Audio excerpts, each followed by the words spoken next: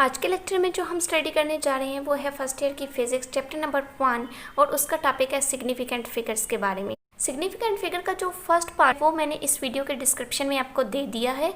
आप उस वीडियो के थ्रू सिग्निफिकेंट फिगर का कंसेप्ट डेवलप कर सकते हैं। उस वीडियो में मैंने सिग्निफिकेंट फिगर्स कौन कौन से होते हैं, ये क्या होते हैं, इसकी डिफिनेशंस क्या है और सिग्निफिकेंट फिगर्स को फाइनल रिजल्ट में कैसे लिखा जाता है, उसके लिए हमारे पास कुछ रूल्स हैं। हमने उन रूल्स को फॉलो करके सिग्निफिकेंट फिगर्स को फाइनल रिजल्ट में लिखना है। हमने अपनी जो फर्स्ट वीडियो थी, मतलब जो इसका फर्स्ट पार्ट था, उसमें हमने कुछ रूल डिस्कस किए और कुछ रूल्स हमारे पास रह गए थे। तो मैं अपने इस वीडियो में उन रूल्स को कवर करूँगी। तो मैं स्टार्ट ले रही हूँ page number 9, point number D से। पॉइंट नंबर डी में हमें साइंटिफिक नोटेशंस के बारे में बताया गया है। साइंटिफिक नोटेशन का भी कंसेप्ट मैंने आपको अपने प्रीवियस जो वीडियोस हैं उनमें दिया है कि साइंटिफिक नोटेशन क्या होता है। ये जब चैप्टर आप स्टार्ट करते हैं ना, तो उसमें आपको साइंटिफिक नोटेशन के बारे में बताया गया कि साइंटिफिक नोटेशन क्या होता है और ये किस पर्पस के लिए यूज़ होता है। लेकिन यहाँ तो हम रूल्स के बारे में डिस्कस कर रहे हैं ना, और वो रूल्स किसके हैं? सिग्निफिकेंट फिगर्स के रूल्स के बारे में डिस्कस कर रहे हैं। तो इस रूल में हमें बताया गया है कि जब भी आप कोई मेजरमेंट लेते हैं और मेजरमेंट का जो रिज़ल्ट होता है वो साइंटिफिक नोटेशन में आ जाता है। साइंटिफिक नोटेशन कौन सी फॉर्म होती है? मैं एग्जांपल ले रही हूँ जहाँ 8.07 10 kg, ठीक है, ये साइंटिफिक नोटेशन है। आपकी कोई भी मेजरमेंट साइंटिफिक नोटेशन में आ जाती है तो उसमें हम सिग्निफिकेंट फिगर्स कैसे लेते हैं। तो इस रूल में बताया गया है कि जो पावर ऑफ 10 होती है, ये पावर ऑफ 10 जो है, इसको हम सिग्निफिकेंट फिगर्स में इंक्लूड नहीं करते, ठीक है। या हम ये कह सकते हैं कि जो पावर ऑफ 10 होती है वो सिग्निफिकेंट फिगर्स नहीं होती।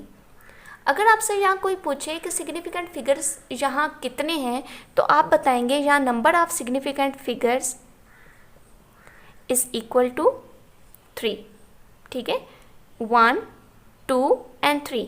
यहाँ नंबर ऑफ सिग्निफिकेंट फिगर्स कितने हैं? 3 हैं। समझ आ गई?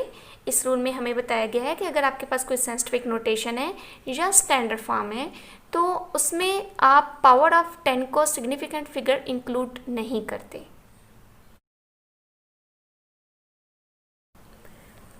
अब हमारे पास जो सेकंड रूल है वो है मल्टीप्लिकेशन एंड डिविजन्स के बारे में।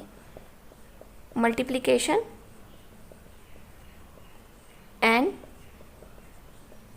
डिवीजन, इसमें हमें बताया गया है कि अगर आपके पास कोई वैल्यूज़ हैं और आप उन्हें मल्टीप्लाई करते हैं या डिवाइड करते हैं तो उसका जो रिज़ल्ट होता है वो एक लार्ज वैल्यू देता है हमें। मैं यहाँ एग्जांपल ले रही हूँ 5.348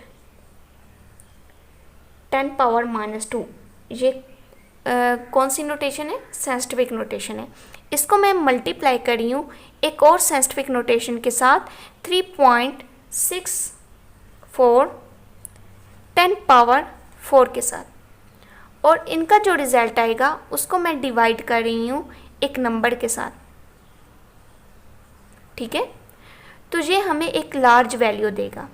लार्ज वैल्यू 1.45768982, और ये रिज़ल्ट भी आएगा साइंटिफिक नोटेशंस में, ठीक है। तो आप हमें कैसे पता चलेगा कि हमने इस लार्ज वैल्यू को शॉर्ट फॉर्म में लिखना है?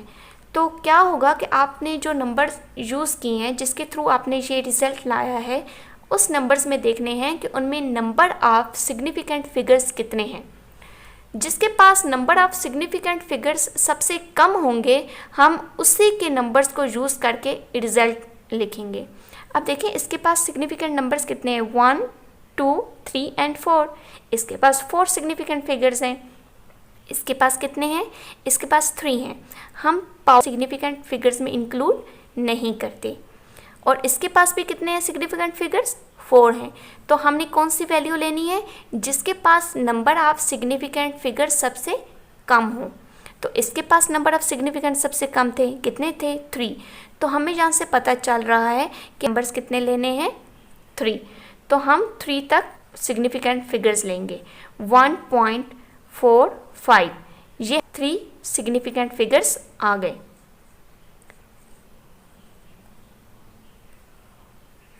ये इसका रिजल्ट आएगा।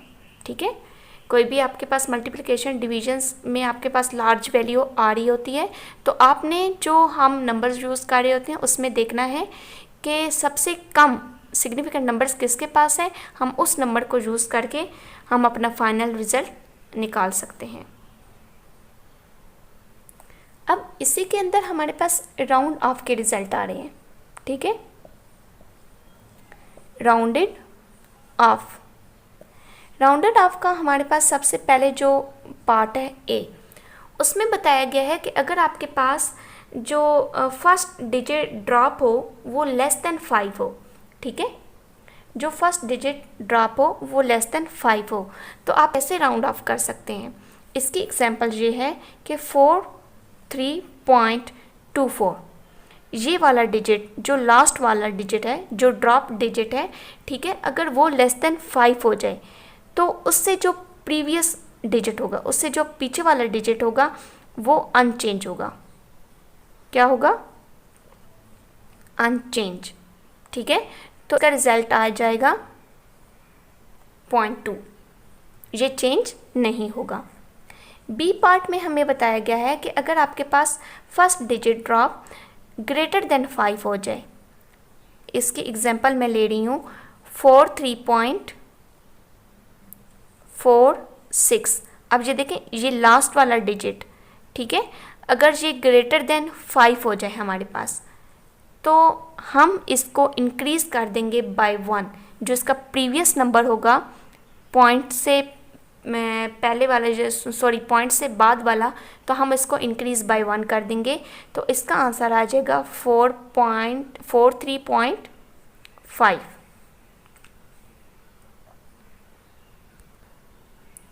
अब हमारे पास जो सी पॉइंट है उसमें बताया गया है कि अगर आपके पास जो फर्स्ट ड्रॉप डिजिट्स है वो इक्वल टू 5 आ जाए, ठीक है, इक्वल टू 5 आ जाए, तो क्या हमें करना पड़ेगा? 43.25, ठीक है। ये देखें, अब हमारे पास डिजिट खुद ही 5 आ गया। पहले हम कंडीशन ले रहे थे लेस देन 5, फिर हमने ग्रेटर देन 5, और अब हमारे पास इक्वल टू 5 आ गया। तो हमारे पास क्या करना पड़ेगा? हमारे पास यहाँ 2 कंडीशंस आ जाती हैं, ठीक है, एक इवन और दूसरी ऑड। इवन क्या बताती है कि अगर आपके पास नंबर है 4.3, 2 और 5, आपने इस नंबर को देखना है, ठीक है, 5 के साथ वाले नंबर को देखना है कि ये इवन है या ऑड है।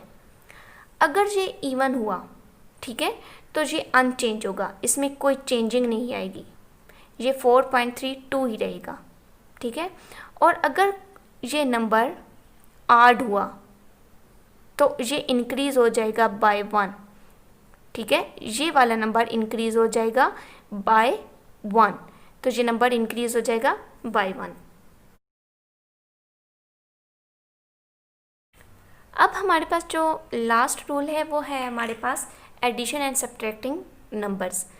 इसका भी सेम रूल मल्टीप्लिकेशन और डिविजन्स की तरह है कि अगर आपके पास कोई नंबर है, जहाँ मैं एग्जांपल ले रही हूँ 72.1, उसको मैं ऐड कर रही हूँ 3.42 में, और उसको मैं ऐड कर रही हूँ 0.003 में, ठीक है। तो इनका जो फाइनल रिज़ल्ट है वो क्या है? वो है 75.523।